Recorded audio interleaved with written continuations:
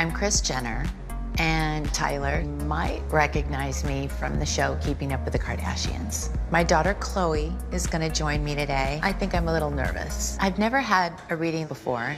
Well, thank you for having me. Thank you for coming over. A shock, but I'm really excited to do this. It'll be fun. Didn't you give the girls a reading? Very briefly. Khloe had me talk about like intuition, and she was curious about her own intuition. So that's kind of what the meeting was about. Oh, I love that. Yeah, so they were lovely. Well, so what's amazing, you're 20. Yes. So you're like my Kendall's age. Right. How long have you been doing this? Well, you know, it's all started when I was 10 years old. Why is she interviewing him? How did you know that you like had your gift to help somebody else? Like, The is her problem? do you have a religious belief that you talk about? I want to scream. Shut up, Mom. I've been a born-again Christian since I was an adult. So for me, Can this he is- read for you, please? You're What? like, you're just chatting like it's Sunday brunch. Like, let him do his, like he's so magical. Oh, wow. She's losing her mind. Don't give her any more alcohol. I'm just so excited to hear what he's going to say. Now, obviously, you're a very public figure. So for me, my goal in doing readings is to always get information that there's no way I could know. So the goal in doing this is just to get specifics, and that's really what I'm going to try. So at this point, you know, if you have any questions about your personal life, we can try to look into that. What about health? Health? Yeah, sure. Why not? Keep in mind, when it comes to your eyesight, like there's a random decrease in vision.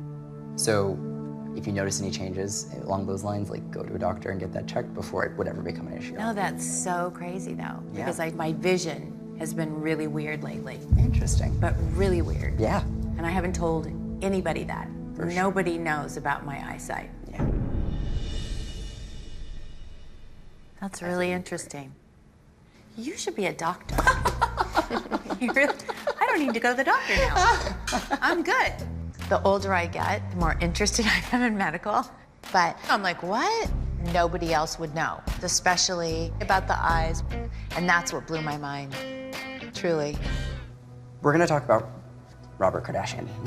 I do have a man that's fitting this kind of bill of passing away before his time, but he references to an illness. He makes a very close connection on the other side with his mother. He's like, I'm with Mom. You would know I'm with Mom. Like, there's this connection, and it's like this. There's a joke about two things, funny enough. He's having me say monkey, and either joke about someone's nickname being monkey, or a monk, like. He had a those monkey, references. a stuffed monkey when he was a kid named Zaco. Wow. And so Khloe has the monkey. Oh, nice. Yeah. And that makes sense if Yeah. she's in the Yeah. room. That could be why. Yeah. But that's awesome. That's so sweet. Yeah. And then really quickly, just on a last note, there's a joke about, I'm seeing a window, and it's a decision about something window related. That is crazy.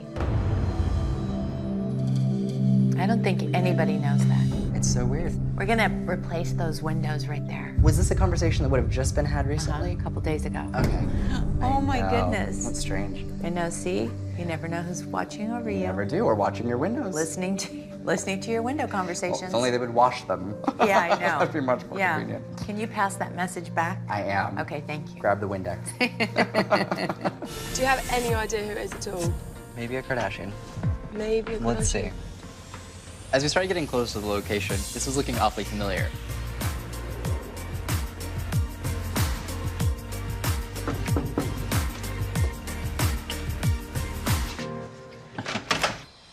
Oh, Hi, guys. Oh my God. I am Khloe Kardashian, and I'm on Keeping Up with the Kardashians. This is Kylie. She's literally your biggest fan. I really am. good to see you. Oh, it's Yeah, gonna be thank you for incredible. coming. When the door opened, I just saw Khloe, and then I looked over and I saw Kylie standing there, and I was not expecting to see her. So good to see you. I'm gonna Oh my watch. gosh. Awesome. I'm here for support. Perfect. All right. I've actually met Tyler a few times. I had him come out to my home to give my home an energy reading. And then I also met him again when he gave my mother a reading. He knew things about my mom that are not something that you could just Google. It were things before the internet was around, and I think it's an honor to have a reading from him. Kylie's gonna sit there. Perfect. And we're Awesome. gonna go over here. All right. I'll Bye, see you. Kylie. Bye. I do think it is important to have somebody else watching an experience like this. So I'm really happy that Kylie came. What the This is like a serious contraption. the way that I typically work is I'll hold onto an object. Did you bring any objects today at all? I did. I have an object. Cool, great. Yeah. And maybe Yeah. hold on to it, and we'll go from there. Perfect. That's Oh my my God. that's my Yes. little object. That's so sweet. I brought a stuffed animal toy monkey that was my father's since he's been a child. And when Tyler was reading my mom, he kept gathering, someone has a monkey. I don't know, I keep seeing a monkey. And I was in the other room like, oh my God, I have the monkey. Like, my mom didn't even remember the monkey's name. Okay, so I'll scribble, I'll just kind of communicate everything that's coming through, and then we'll kind of backtrack and I'll ask you what makes sense. Okay.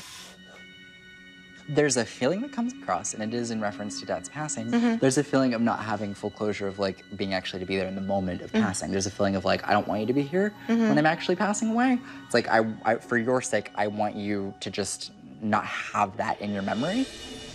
It's interesting. Because he passed when they weren't there, I think. And there's a feeling when this comes through that he actually would have timed his passing. The feeling is that he was holding on and he was waiting. Right. And that would have been done with purpose and with intention. Yeah. His parents didn't know he was dying. Right.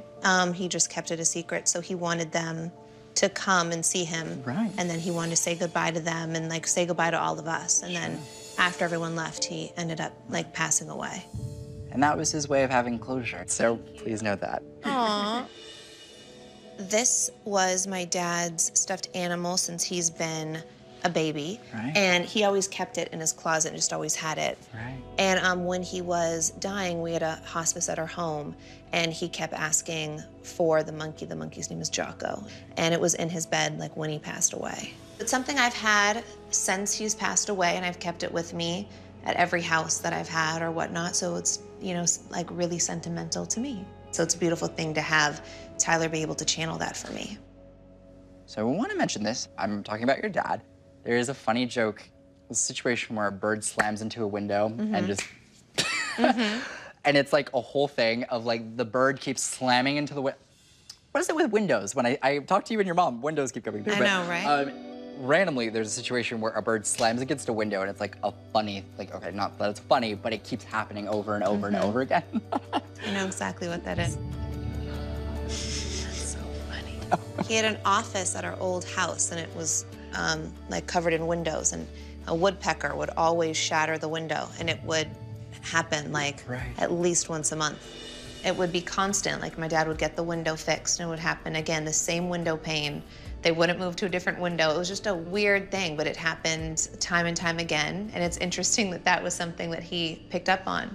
He's putting a really strong emphasis on a symbol that I see of being equal. And there's an acknowledgement with each sibling, there's an acknowledgement of an equal amount of love.